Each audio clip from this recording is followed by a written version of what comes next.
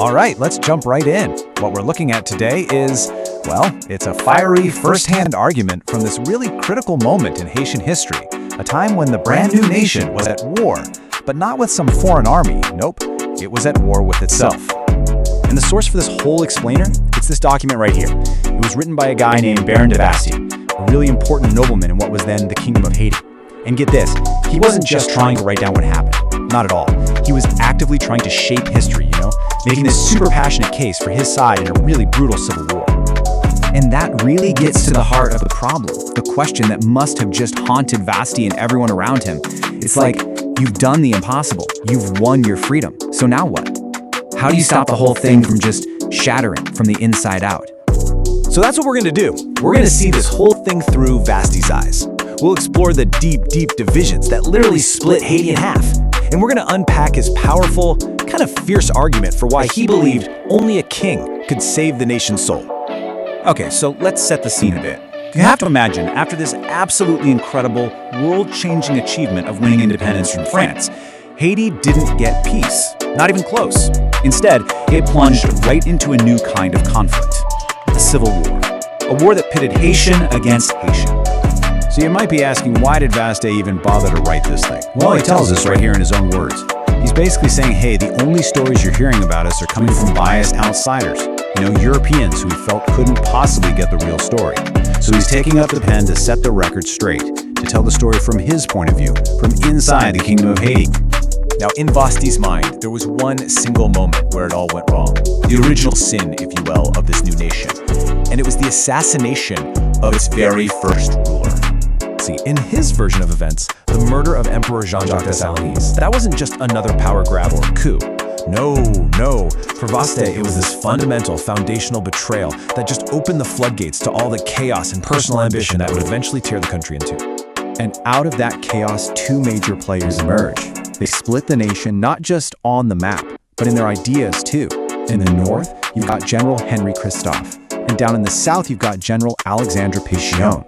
And really, this rivalry, this is the engine that drives Vastey's entire argument. And this is so important to understand.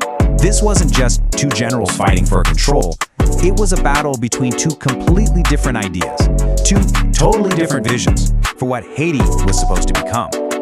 Okay, so this slide right here, it lays out Vastey's whole argument perfectly.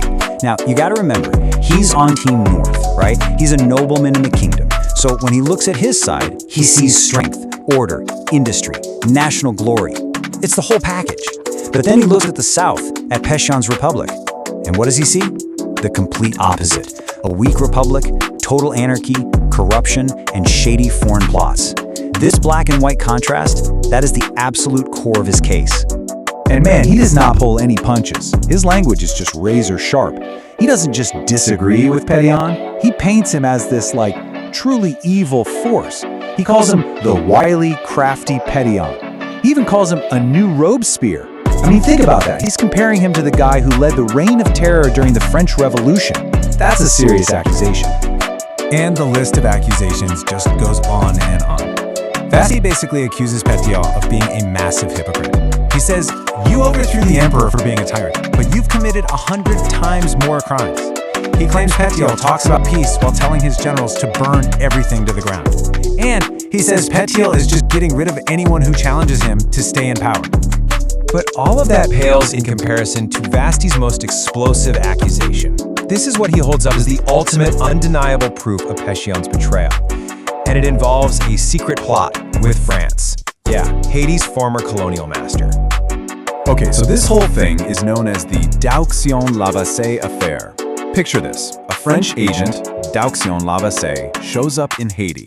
He's got direct orders from the new king of France, Louis XVIII. And his mission, at least on the surface, is to negotiate the future of the island. And according to Vastey, the timeline here is just damning. So Lavassie, the French agent, arrives in the south and meets with President Pétion. Then, on November 9th, he officially demands that Pétion restore the French colony. Basically, give up. And here's the bombshell, the absolute core of the accusation. Vastey claims that on November 27th, Pétion actually took this proposal to his own government, like he was actually considering it. The only reason it didn't happen, Vastey says, is because his king, Henry Christophe up in the north, found out, got his hands on the letters, and published them for the whole world to see. He blew the whole thing wide open. So for Vastey, the conclusion was simple, and it was devastating. This wasn't a bad negotiation. This wasn't a political mistake. This was treason, the ultimate betrayal. In his own words, Pétion had sold his country, his brethren, and fellow citizens to the French, just sold them back into slavery. So, okay, you're faced with a divided country, civil war, and what you see as straight-up treason from the other side. What do? How do you save Haiti? Well, for Vastey, the answer was crystal clear. There was only one way forward.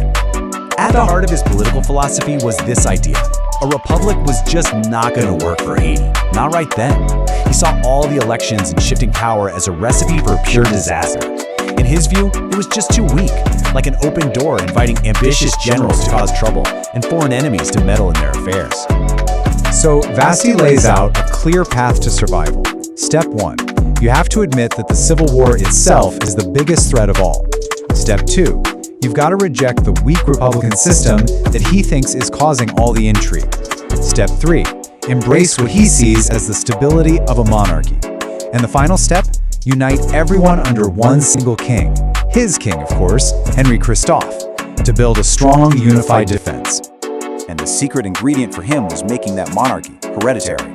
You might wonder why that's so important. Well, his logic was, if everyone knows who the next king is going to be, because it's passed down through the family, then there's nothing for ambitious generals to fight over. It would, in his words, close the door against all ambitious pretenders. It was a way to stop the endless cycle of violence and coups. And at the end of the day, everything Vastey argued for, the king, the need for order, all the attacks on Pétion, it all served this one single, non-negotiable goal. He believed a strong monarchy wasn't the goal itself, but the best tool to protect what they had all fought and died for. Total, absolute, no strings attached independence. And that really leaves us with the big question that Vastey's writing just forces you to think about. When a nation is born from a revolution, what's the bigger threat? Is it the old masters you just overthrew? Or is it the danger from within?